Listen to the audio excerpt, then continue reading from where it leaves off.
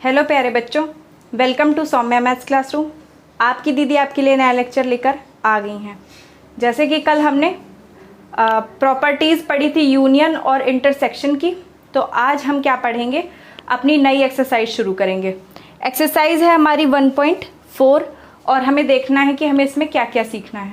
अब इसमें जो क्वेश्चन मुझे थोड़े टिपिकल लगेंगे वो मैं आपको बताती जाऊंगी और बाकी आपको करते रहना है, क्योंकि ये सब एक्सरसाइजेस बहुत इजी हैं। आपका पहला चैप्टर है, काफ़ी इजी है। तो आइए देखते हैं हमें इसमें क्या पढ़ना है। हमारा पहला क्वेश्चन है, आपको क्या करना है, कुछ समुच्चय दिए हैं और उनका यूनियन निकालना है। यानी कुछ सेट आपको दिए हैं, उनका यूनियन निकालना है। तो पहला क्वेश्चन मैं आपको बता देती हूँ। मैंने आपको बताया था कि पहला क्वेश्चन बताना ज़रूरी होता है। जैसा कि बच्चों को ये लगने लगता है कि कुछ बताया ही नहीं गया अगर पहला क्वेश्चन ना बताया जाए। तो ये है हमारा पहला क्वेश्चन। 1 2 3 है यहाँ पर, और इसमें हमें क्या करना है, x और y का यूनियन निकालना है। तो आप जानते हैं यूनियन निकालना मैंने आपको सिखाया है, ये बहुत ही इजी होता है। तो मैं पहला क्वेश्चन आपको बता देती हूँ। इसमें क्या करेंगे, हम देखेंगे कि हमारे x और y में क्या क्या कॉमन है। तो यहाँ पर 1 है, यहाँ भी 1 है, 1 लिख लिया। फिर यहाँ 3 है, यहाँ भी 3 है, कॉमन है तो 3 भी होगा। लेकिन हम देख रहे हैं कि यहाँ पर 2 है। हम जानते हैं कि इसमें क्या करते हैं, जो कॉमन होता है उसे भी लेते हैं और उसके अलावा जो कुछ होता है बाकी x में जो होगा वो भी ले लेंगे और जो बाकी y में बचा होगा वो भी ले लेंगे। तो हम देखते हैं कि हमें क्या करना है, लेकिन लाइन से लिखना है। यानी कि आरोही अवरोही क्रम, आप असेंडिंग डिसेंडिंग ऑर्डर जानते होंगे, तो उसमें हमें क्या करना है, आरोही क्रम यानी असेंडिंग ऑर्डर में लिखना है। तो पहले 1 लिया, अब उसके बाद में y में देख रहे हैं आप 2 है तो वो ले लेंगे। फिर यहाँ पर 3 और यहाँ पर 3 दोनों जगह कॉमन है तो 3 को एक बार ले लिया। अब 4 कहीं नहीं है, 5 यहाँ पर है, इसे ले लिया। अब इसके अलावा और कुछ नहीं है। तो यही बन गया हमारा फाइनल सेट, रिजल्टेंट जो है x यूनियन y वाला सेट।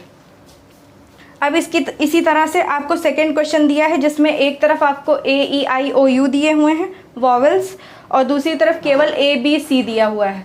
तो आपको क्या करना है, इसे खुद लगाना है। अब इसके बाद थर्ड और फोर्थ क्वेश्चंस जो हैं उन्हें मैं आपको बता देती हूँ। थर्ड क्वेश्चन, थर्ड में एक सेट दिया है। सेट क्वेश्चन आप अपने उसमें देखेंगे, आपको लैंग्वेज वाली फॉर्म में दिया हुआ है। x सच दैट x एक प्राकृत संख्या है और 3 का गुणज है। यानी x such that x is a natural number and अ अब देखो मैंने वहाँ पे multiple of 3। x such that x is a natural number and multiple of 3। तो प्राकृतिक संख्याएं आप जानते हैं 1 से शुरू होकर अनंत तक जाती हैं, और उनमें से 3 की मल्टीपल कौन कौन सी होंगी, जो 3 के पहाड़े में आती है। यानी 3 1 ज़ा 3, 3 इंटू ज़ा 6, 3 इंटू 3 9, 3 4 ज़ा 12। इस तरह से हम इन्फिनिटी तक, जहाँ तक 3 से कटने वाली संख्याएं हैं उनको निकालते जाएंगे। तो यही क्या होगा, हमारा सेट 4 नहीं होगा, यही हमारा सेट नंबर A बन जाएगा। 3 6 9 12 15, फिर इसमें 3 जोड़ेंगे 18, ऐसे करके इन्फिनिटी तक चला जाएगा ये सेट हमारा। और जो अगला सेट है B, उसे दिया गया है x सच दैट x संख्या 6 से कम एक प्राकृत संख्या है। यानी इंग्लिश में क्या होगा, x such that x is a natural number which is less than 6। तो ऐसे नेचुरल नंबर जो 6 से कम है वो क्या है, 1 2 3 4 5। बस यही इतने नंबर हैं जो 6 से कम भी हैं और प्राकृत संख्याएं भी हैं। तो अब इनका जब हम यूनियन निकालेंगे तो अब आपको पूरा सेट मिल ही चुका है। अब आप जानते हैं कि इसमें क्या क्या आ सकता है। जब आप A यूनियन B निकालेंगे तो क्या आएगा, यहाँ पर 1 2 नहीं है, 1 2 3 4 नहीं है, केवल 3 है। तो यहाँ पर लेकिन हमारा 1 2 3 दोनों में कॉमन है तो 3, यहाँ 4 5 है तो 4 5। इसके आगे क्या होगा, यहाँ पर 6। अब इसके आगे आप देख रहे हैं 1 2 3 4 5 तो यहाँ था तो ये पूरा आ गया। फिर यहाँ पर 3 इसमें कॉमन था तो ये लिख लिया गया है। अब इसके आगे जो होगा इसको इसी तरह उतार देंगे, 6 9 12 15 18, ऐसे करके हमारा सेट आगे चलता जाएगा। यानी दोनों में केवल एक ही चीज़ कॉमन है, 3 हमने लिखा। उसके बाद जो हमारा छोटा सेट था उसमें 1 2 और 4 5 था तो वो हमने लिख लिया, और उसके बाद 6 से लेकर अनंत तक जो कुछ भी ए में दिया था वो पूरा हमने कॉपी कर लिया। अब आई होप आपको ये क्वेश्चन समझ में आ गया होगा। अब आप इन दोनों क्वेश्चंस का स्क्रीनशॉट ले लीजिए, और जो क्वेश्चन नंबर 4 है वो सेम आपके क्वेश्चन नंबर 3 की तरह है, तो इसको हम छोड़ देते हैं।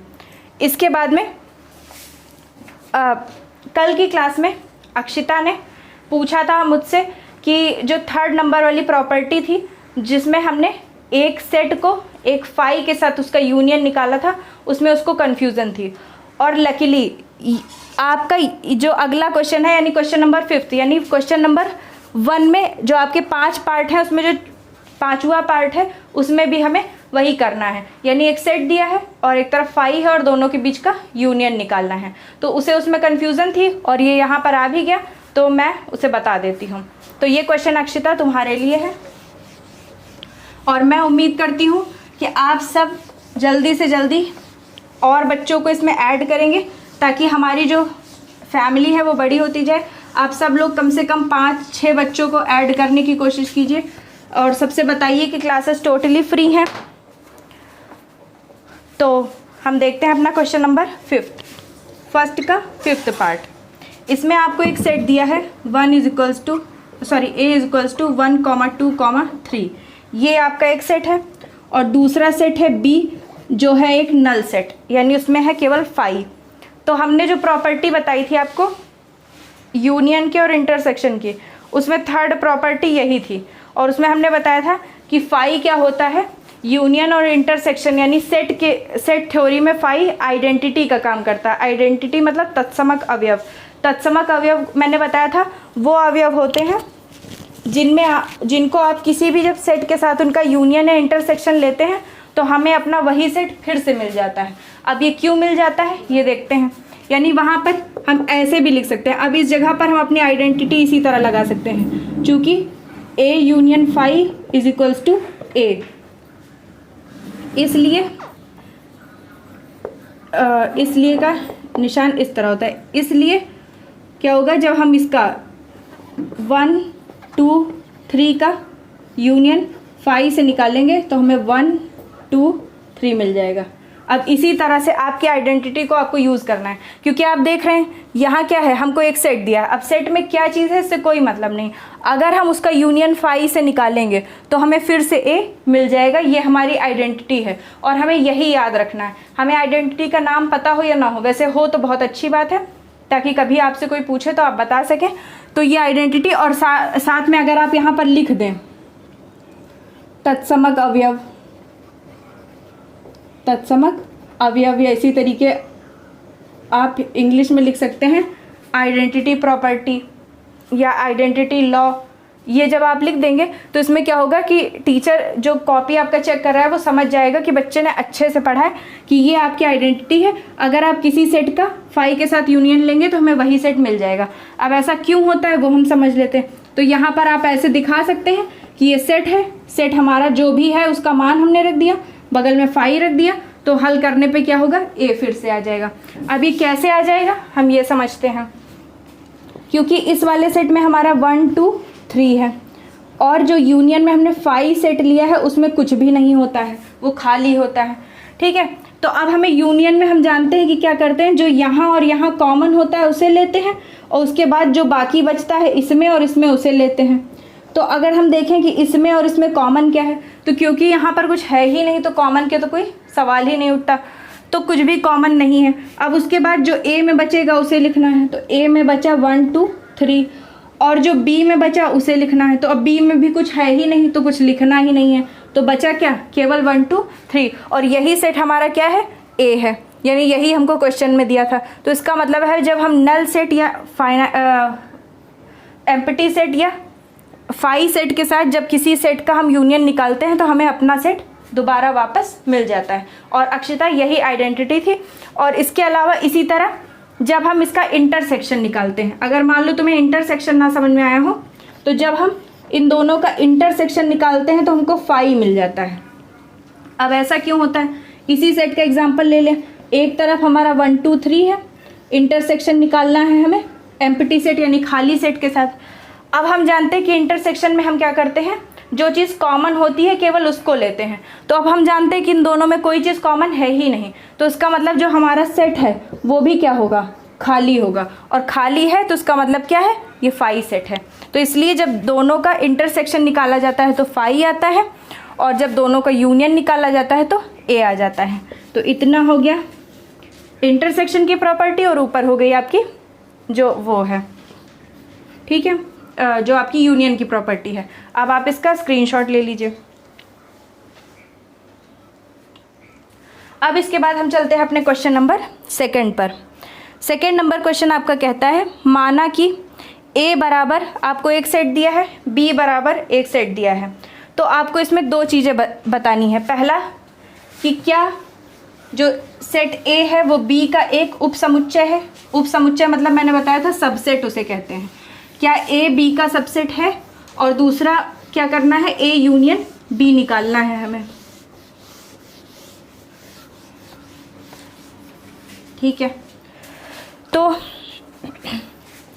एक तरफ हमें एक हमारा सेट दिया है a is equals to a comma B, और दूसरा b इज इक्वल्स टू दिया है a comma b comma c। अब एक बार हमसे ये पूछा गया है क्या a is a subset of b, और उसके बाद में ये पूछा गया कि a यूनियन b का मान क्या होगा। यानी इंग्लिश में अगर हम इसे कहें तो if a is equals to a comma b and b is equals to a comma b comma c, then what is the value of a union b, and a is a subset of b। यानी आपको ये भी बताना है कि क्या a b का subset है या नहीं, और ये भी बताना है कि a यूनियन b की वैल्यू क्या होगी। तो आइए हम देखते हैं, क्योंकि हमें पता है कि सबसेट क्या होता है। हमने बताया था कि सबसेट में क्या होता है कि एक छोटा सेट होगा, एक बड़ा सेट होगा, बराबर भी हो सकते हैं। अगर a का हर अवयव b का अवयव है तो इसका मतलब है कि a b का सबसेट है। तो हम देख रहे हैं कि हमारे a में कितने अवयव हैं, 2 अवयव a और b, और क्या यही अवयव b में भी हैं, a b और c। तो a b तो कॉमन है ही, c में एक एक्स्ट्रा है, इससे कोई मतलब नहीं। तो हमारा a क्या है, पूरा पूरा b में आ रहा है। तो अगर a पूरा b में आ रहा है तो इसका मतलब क्या है कि a b का सबसेट है। तो इसको हम किस तरह लिखते हैं, लिखेंगे सिंस, ठीक है। हिंदी वाले लिखेंगे चूंकि, हिंदी में वाले क्या लिखेंगे, चूंकि, और इंग्लिश वाले लिखेंगे सिंस। अब मैथमेटिकल जो लैंग्वेज है वो सबकी एक ही होती है। क्या हम लिखेंगे, इसमें a b है, चूंकि a comma b is equals to a, यानी ये जो हमारे एलिमेंट है, यानी ये जो सेट है ये a में आ रहा है, और a कॉमा b, लेकिन ये सेट नहीं लेंगे हम, सेट का सिंबल लगा देंगे तो गड़बड़ हो जाएगा अगर b में लगाएंगे। पहले हम क्या करेंगे, a और b को ऐसे ही लिखेंगे।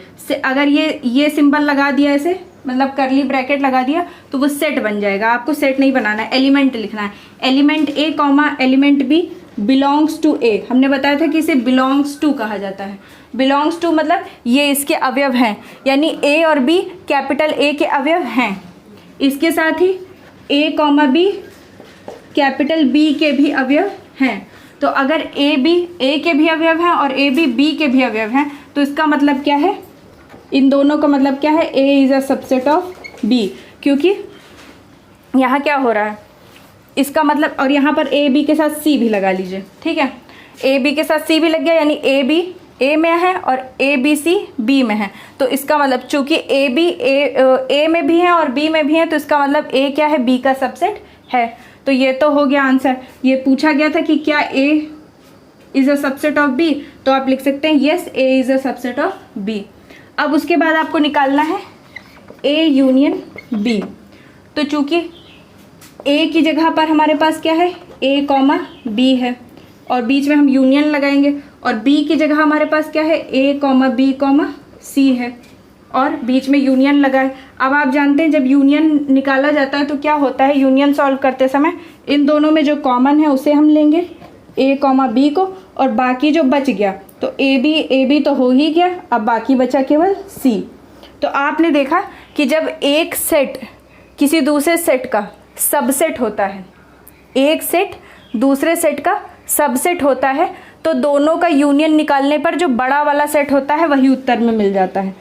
यहाँ पर आपको A, B, C वाला सेट मिला और यही सेट हमारा क्या है, इसी का मान B है, यानी इसी का नाम हमको B दिया गया है।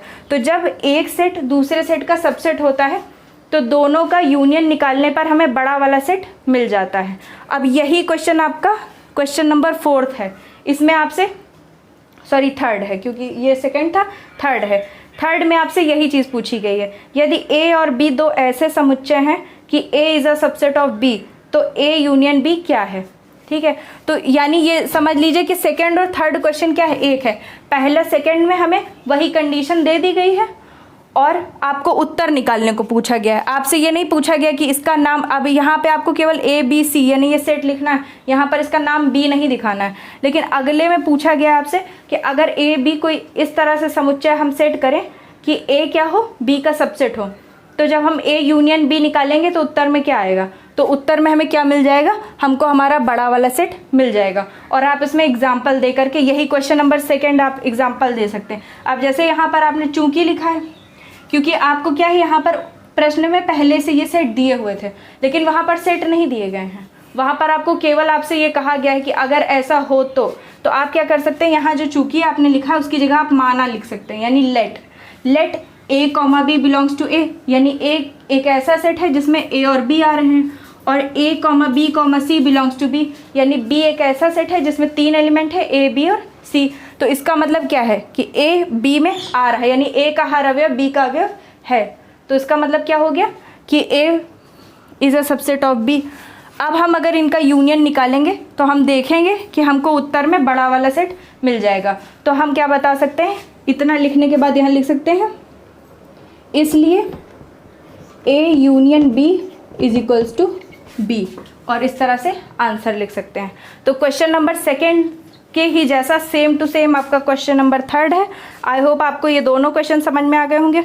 आप दोनों का इसका स्क्रीनशॉट ले लीजिए, क्वेश्चन नंबर सेकेंड का, और थर्ड को इसी तरह से लगाने की कोशिश कीजिएगा। अब हम चलते हैं अपने क्वेश्चन नंबर नेक्स्ट पर। अब हम आपको क्वेश्चन नंबर 4 बताएंगे। हाँ तो बच्चों, अब आपके क्वेश्चन नंबर 4 में आपको 4 सेट दिए हैं, A, B, C, D। ये 4 सेट आपको दिए हैं और इसमें आपसे 7 क्वेश्चन पूछे हैं। 4 क्वेश्चन आपके बहुत इजी हैं, ना आपको खुद सॉल्व करना है। पहले में A यूनियन B निकाला गया है, यानी सेट A और सेट B का यूनियन, दोनों में जो कॉमन हो उसके बाद जो दोनों में बचे वो। उसी तरह A यूनियन C निकालना है, A का C के साथ यूनियन, फिर B यूनियन C यानी B का C के साथ यूनियन, और आखिरी में B यूनियन D यानी B का D के साथ यूनियन। अब आई होप आप ये 4 क्वेश्चन अपने आप सॉल्व कर लेंगे, क्योंकि ये बहुत इजी हैं। अब आगे के क्वेश्चन मैं आपको बताती हूँ। 5th, 6th और 7th पार्ट इसका जो है, उनमें आपको 3 का एक साथ यूनियन निकालना है।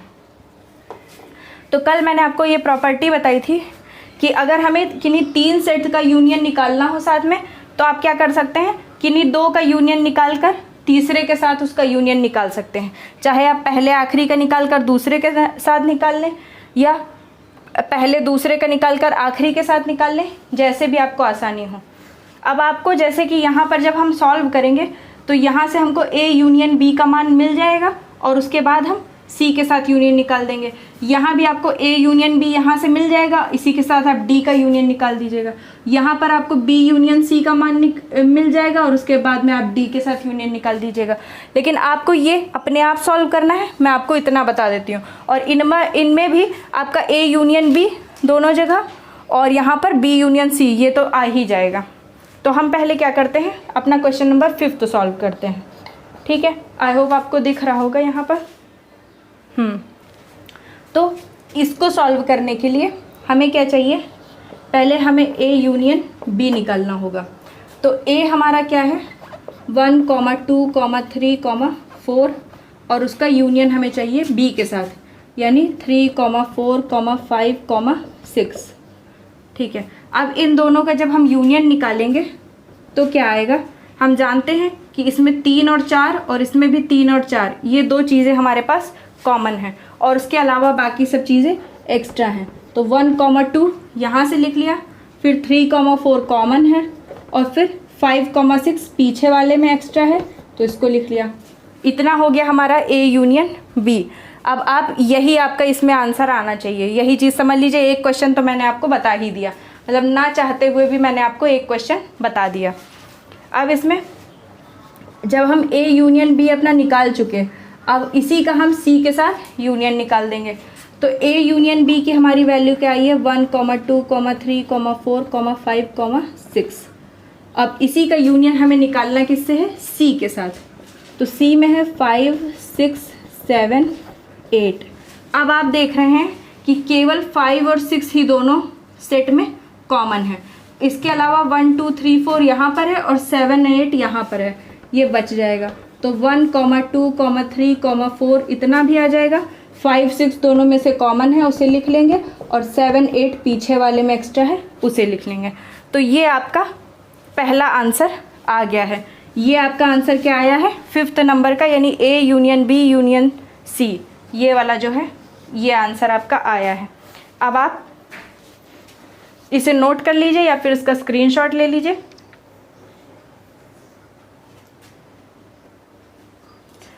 अब हम चलते हैं अपने 6th क्वेश्चन पर। यहाँ पर हमें A यूनियन B मिल ही गया था। अब A यूनियन B की वैल्यू क्या आई थी 1, 2, 3, 4 एंड 5 और 6 और था, क्योंकि 3, 4 दोनों में कॉमन है, 1, 2 इसमें ज़्यादा है, 5, 6 इसमें ज़्यादा है। तो इधर हमें जब A union B union D निकालना है, A union B union D निकालना है, तो A यूनियन B का मान हमें पहले से पता है। तो अगर आप उसी क्वेश्चन में कोई चीज़ निकाल चुके हैं तो आप पहले से रख सकते हैं। जब पेपर में आपको मिलेगा तो आपको सीधा ये क्वेश्चन मिलेगा, तो आपको पूरा लगाना होगा। अब इसमें आप पहले से मान निकाल चुके हैं तो बार बार निकालने की कोई ज़रूरत नहीं है। 1, 2, 3, 4, 5, 6 इतना हो गया हमारा A यूनियन B। अब बीच में हम यूनियन लगाएंगे और पीछे हमें यूनियन किसका लेना है D का, और D में क्या है 7, 8, 9, 10 इतना है हमारा D। अब ये हो गया A यूनियन B, ये हो गया D, और दोनों के बीच में जब हम यूनियन निकालेंगे तो अब हम देखते हैं कि दोनों में कोई भी चीज़ कॉमन नहीं है। तो अब इसे हमें किस तरह से सॉल्व करना है, ये आपको एक नई कंडीशन मिल गई। तो आपको ये नई कंडीशन क्या मिली कि कुछ ऐसे सेट्स भी हो सकते हैं जिनमें कुछ भी कॉमन ना हो। तो जब कुछ भी कॉमन नहीं होगा तो उसका इंटरसेक्शन तो फाई आ जाएगा। जब दोनों में कुछ भी कॉमन ही नहीं है तो हम जानते हैं कि इंटरसेक्शन में हमें केवल कॉमन ही वाला लेना होता है, तो वो तो फाई हो जाएगा, यानी सेट खाली रह जाएगा, कुछ भी नहीं आएगा उसमें। लेकिन जब यूनियन निकालना होगा तो जब कुछ भी कॉमन नहीं होगा तो हम क्या करते हैं, जैसे कॉमन लेने के बाद जो बाकी बचते हैं अंक उनको ले लेते हैं। तो अगर कुछ कॉमन ना हो तो हम क्या करेंगे, बाकी के अंकों को उतार लेंगे। तो अब जैसे पहले वाले में 1, 2, 3, 4, 5, 6 हैं और बाद वाले में 7, 8, 9, 10 है। अब यही हमारा पूरा यूनियन हो जाएगा। यूनियन का मतलब क्या है, हमने सबको यूनाइट कर लिया, सबको संगठित कर लिया। तो हमने देखा अगर दोनों में कुछ कॉमन होता है तो जब हम संगठित करते हैं तो उस अंक को क्या करते हैं, 2 बार नहीं लिखते। मान लो यहाँ पर 5, 6 था, यहाँ भी 5, 6 होता, तो अब हम 5, 6 को 2 बार नहीं लिखेंगे। ऐसा नहीं करते कि यूनाइट करते हैं तो 5 2 बार 5 2 बार 6 उसके बाद आगे नहीं, उसको एक ही बार लिख लेते हैं। लेकिन अगर कुछ नहीं होता है तो हम क्या करते हैं, दोनों सेट को जोड़ लेते हैं, यानी संगठित कर लेते हैं, आपस में एक साथ लिख लेते हैं। तो आई होप आपको ये भी समझ में आ गया होगा। अब इसका जो 7th पार्ट है ये आपको अपने आप लगाना है। आपको क्या करना है, पहले B यूनियन C आप निकालेंगे ही, और उसी B यूनियन C का आपको D के साथ यूनियन निकाल लेना है। यानी पहले आप B यूनियन C निकालेंगे, B और C का जो सर्वनिष्ठ होगा, सम्मिलन होगा उसे, और उसके बाद में जो आंसर आएगा उसका D के साथ आप यूनियन निकाल लेंगे। तो आई होप बच्चों आप ये अपने आप कर लेंगे। तो बच्चों हमारी एक्सरसाइज में आज हम क्वेश्चन नंबर 4 तक पहुंच चुके हैं। आपकी एक्सरसाइज में क्वेश्चन है टोटल 12। तो इसमें आपका जो यूनियन वाला पार्ट था ये करीब करीब ख़त्म हो गया है। अब इसके आगे हमें क्या करना है, कल इसी तरह से हमें इंटरसेक्शन को सॉल्व करना है। तो कल हम 5 से लेकर 8 तक कंप्लीट करने की कोशिश करेंगे, सबका इंटरसेक्शन निकाल लेंगे और उसके बाद में आखिरी 4 क्वेश्चन जो बचेंगे उन्हें हम अगली क्लास में देख लेंगे। उनमें यूनियन और इंटरसेक्शन को मिला करके भी कुछ करना हो सकता है, कुछ भी हो सकता है, जो भी होगा हम देखेंगे। समुच्चयों का अंतर निकालना भी हो सकता है। तो आगे कल 5 से लेकर 8 तक के 4 क्वेश्चन कल हम सॉल्व करेंगे। तो आई होप आपको ये क्लास अच्छी लगी होगी और प्लीज़ क्लासेस को ज़्यादा से ज़्यादा दोस्तों में अपने शेयर करें। मैं जानती हूँ कि आप 2-3 साल से मतलब 1.5-2 साल से स्कूल नहीं जा रहे हैं, तो आपका इंटरेक्शन आपके दोस्तों के बीच से कम हो गया होगा, लेकिन आप जिन्हें भी जानते हो, जिनका आपके पास फ़ोन नंबर हो, उन्हें ज़्यादा से ज़्यादा शेयर करें। वैसे भी अगर कोई कहीं कोचिंग और कर रहा है या कहीं स्कूल तो अभी खुले ही नहीं है, लेकिन अगर कोई दूसरी कोचिंग में भी जा रहा है तो कोई प्रॉब्लम नहीं है, आप अपनी कोचिंग करते रहिए, क्योंकि वहाँ आपको फ़ीस देनी पड़ेगी, पर यहाँ के लिए आपको फ़ीस की कोई ज़रूरत नहीं है। आप फ्री में आराम से जब भी आपके पास समय हो पढ़ते रहिए, ठीक है। लेकिन कोशिश कीजिए, क्योंकि अभी आप लोग स्कूल नहीं जा रहे हैं, तो अगर आपके पास समय हो तो ज़्यादा से ज़्यादा लोग लाइव चैट में यानी लाइव क्लास को जब आपकी प्रीमियर चलता है उसी टाइम पे देख लिया कीजिए। ओके, तो तब तक के लिए थैंक यू।